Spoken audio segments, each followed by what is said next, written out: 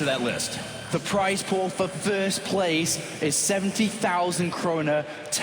Well, basically that is $10,000, just about. Second place is $6,000. So they're playing for a difference of $4,000. A massive amount of money on this best of three. These two players actually played against each other not even that long ago in the Aces Republica Gamers held in Finland. And we actually saw TaeJa really indeed beat down ForGG. It was a 3-1 victory, and it is now the chance for ForGG to be able to pull that back and get his revenge here. And here we are, ladies and gentlemen. It's time to jump into the game, and at the top right-hand corner of Cloud Kingdom, we have our red Terran player from Millennium.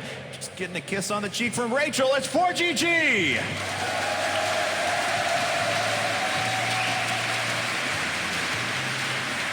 And down at the bottom left-hand corner is his opponent, our blue Terran player, one of the best players in the world right now. It's Liquid TaeJa!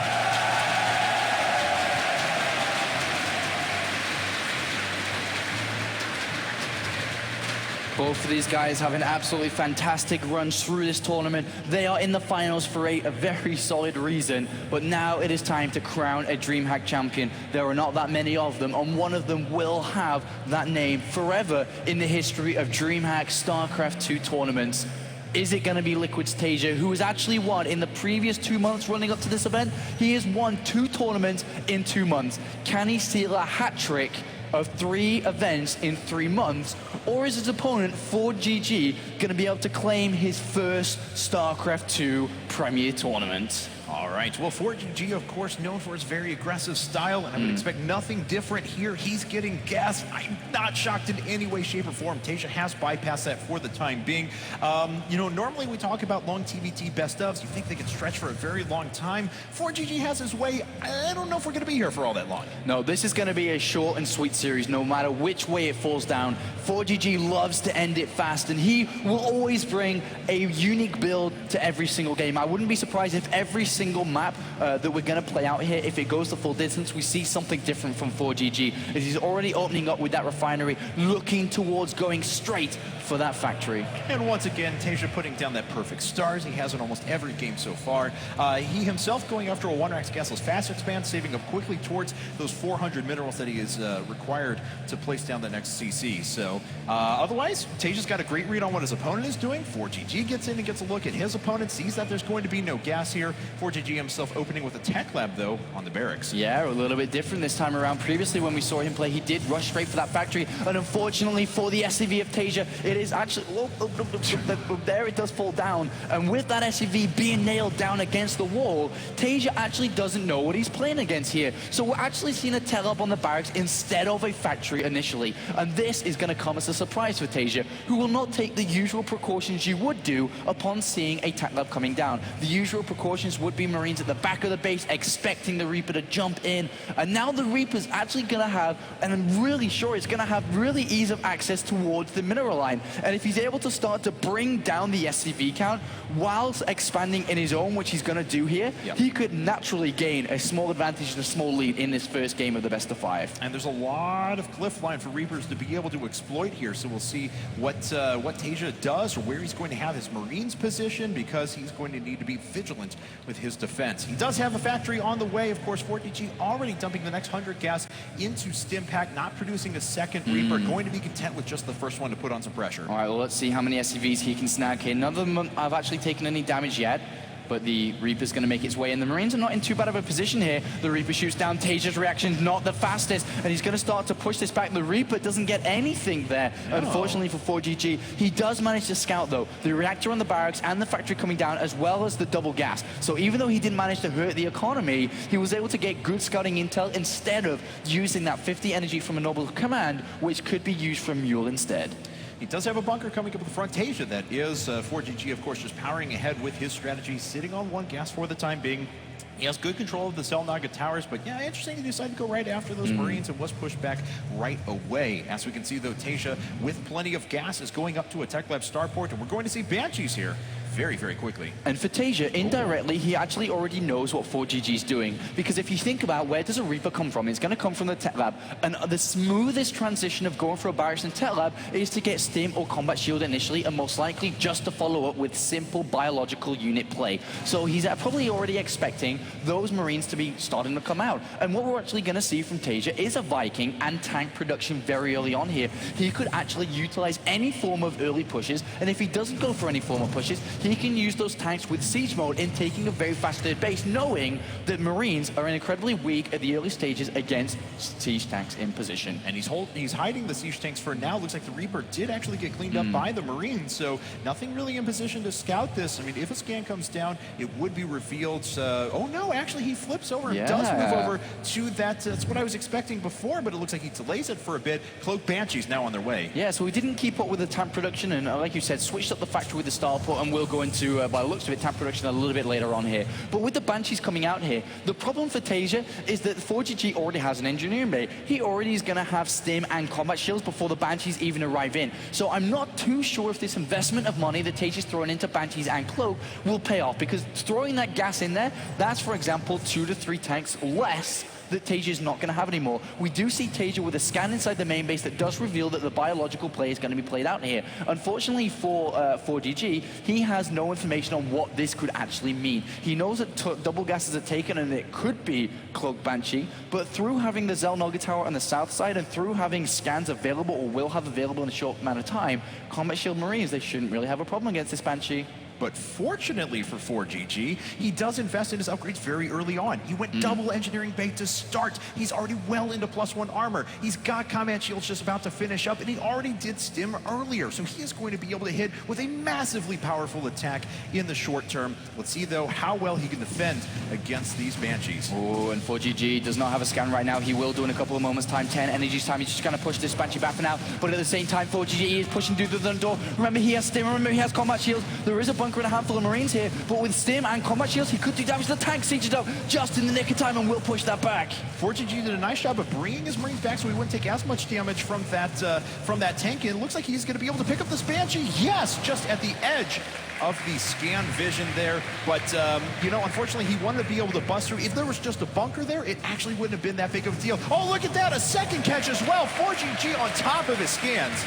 Wow, really nice play there by ForGG, and those Banshees did not get enough damage done. They're actually looking at it, they did kill 7 SCVs. I didn't realize they killed that many SCVs. So that's actually not bad in this game to get 7 SCVs, and we do see TaeJa with a slight SCV lead. The problem is now, look at the upgrade lead that ForGG's established with so early on engineering base. He's at 1-1. He's going to be able to go to 2-2 very shortly, and we are going to have the same, basically the same unit composition. But look how far behind the engineering base are. Look how far behind everything's really here for TaeJa through going through Cloak.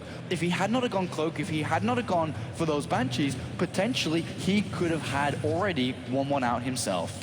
ForGG, though, will be able to catch up in tanks eventually. That's the one thing that's really lacking from him at the moment. No tanks, no factory with a tech lab capable of producing tanks at the moment. He will be able to switch into those momentarily, but he is going to fall behind in that regard. It's going to make any sort of an attack a little bit harder to pull off because of the defensive position that TaeJa will have. But man, I'll trade that for those upgrades and for the amount of production he'll have here in a bit. And that factory's, I think that's a mistake there. That needs to get that back on that tech lab. As you said, he needs to get his tanks out immediately. Yeah. And to be honest, it looks like ForGG in a second now should go and take a third base. With taking a third base, he'll have extra set of income to throw into a second factory. And there's the SCV, I think, that's going to throw down that third base inside the main. And now he will very shortly add on extra production, a secondary factory to really push forward to a very intensive Marine tank heavy army.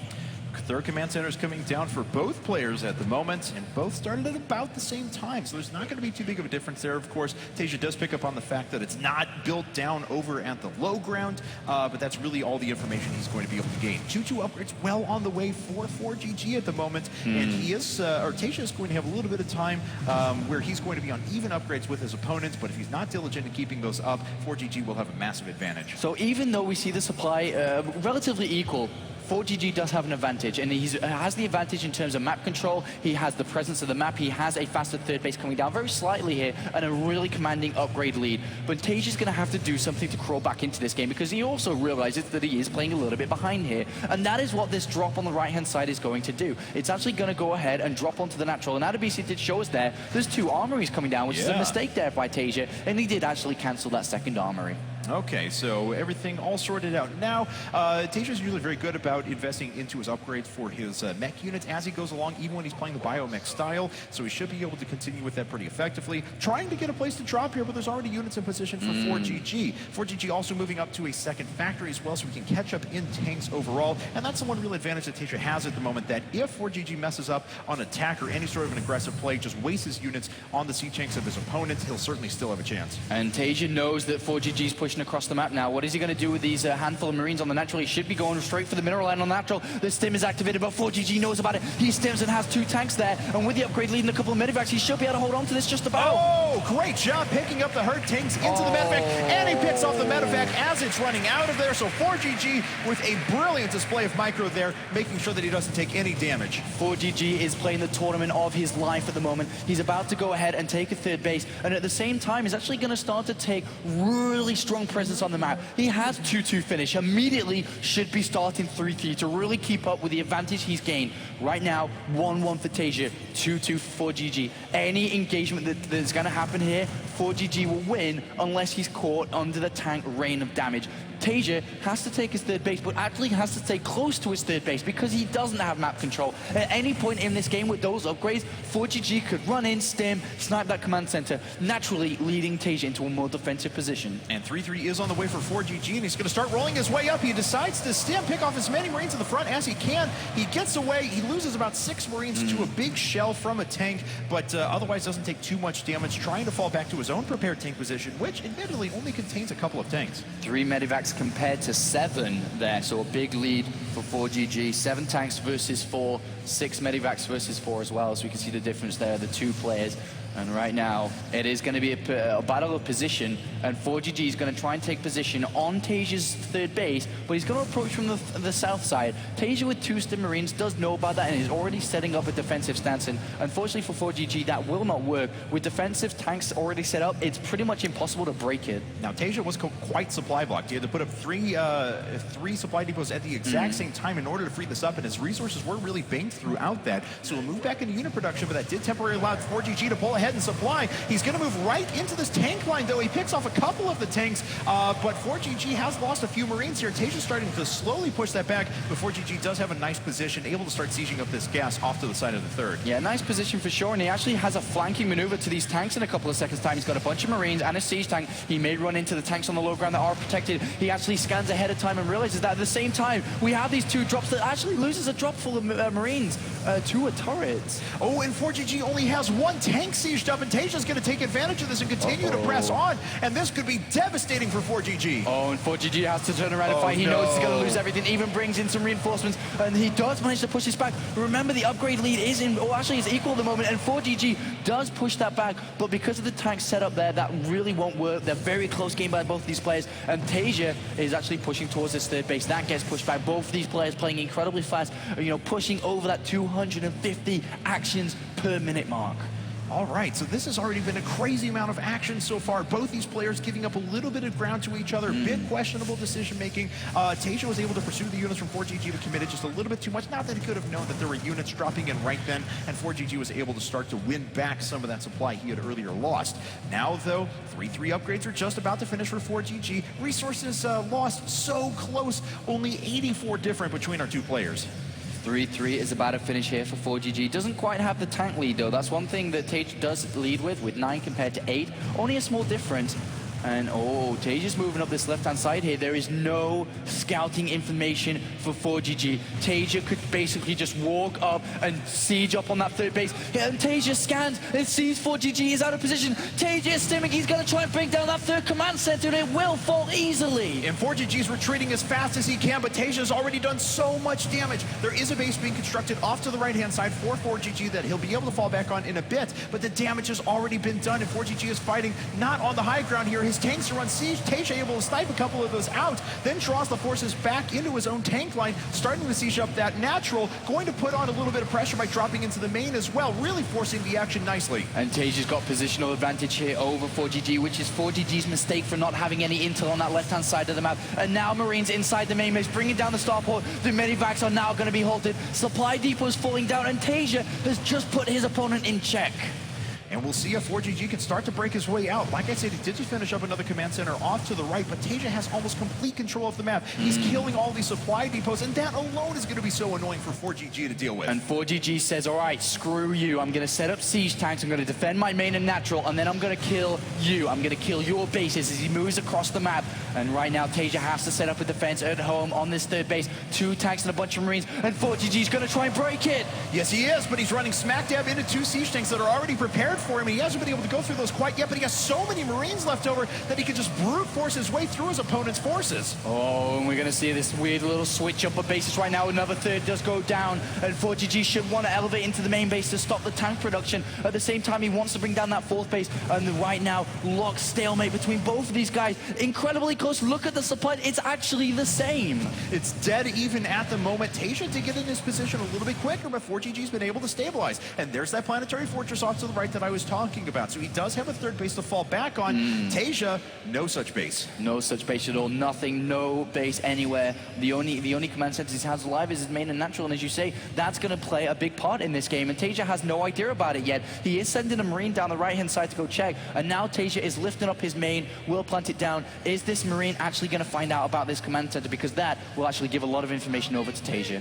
All right, well, ForGG starting to slowly move ahead in supply once again, but don't forget, so many supply depots went down. He's a bit supply-like. TaeJa was thinking about dropping, but now this could be disastrous. No, ForGG not quite able to get there in time, and these forces are being chased away. Oh, but there's Marines coming in from the side as well. He picks off the medevac full of tanks. He's killed almost everything. And that could be a game-winning move by Millennium ForGG, who's going to have to take a fight here, and he wants to take a fight. He has the better income. He has the bigger army supply at the moment, and TaeJa is on the back foot. ForGG playing, as I said before, a great tournament here in Valencia, and TaeJa does have the high ground at the moment, but still does not know about that right-hand side base, so he may think that right now he has his own 3rd base back up and running, and TaeJa's actually going to retreat here, and that actually not going to help him out too much, knowing that ForGG has now this base mining as well, and all ForGG needs to build is 5 supply depots to open up his supply up to 200, and then just max out as fast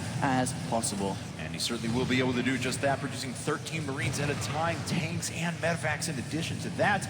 He's going to establish control of the Zelnaga Tower here in just a bit as well. Oh, TaeJa's going to find out. High ground, and yes, he runs into the planetary fortress. There's nothing really he can do about that at the moment. 4 Marines do stim to the SCV line here, and with +3 attack, they're going to bring these down relatively fast. TaeJa finally knows about that base on the right-hand side, so he's actually going to go siege upon it and bring it down because it is a planetary fortress. It cannot lift up, and TaeJa gets really solid position there. Yes, he does, and because ForGG have brought so many forces out of position, there's not much he can do about this. TaeJa loses a couple of Marines, but that's it. That's a huge base kill for him. But the problem is right now, again, ForGG is sitting at home with a bunch of tanks defending while sending out his entire Marine squad to go back to actually attack TaeJa. TaeJa can't attack into that siege tank line. It's too thick. And as we can see, there's just a couple of tanks inside of the main, so this natural is going to fall very, very quickly. ForGG could run even over to the 3rd and pick off that as well, because TaeJa is just gaining nothing against the prepared defenses for ForGG. ForGG's up by almost 80 supply now, and that's continuing to increase. What a great position for him. GG! Millennium ForGG takes game number 1. TaeJa said it would be boring if it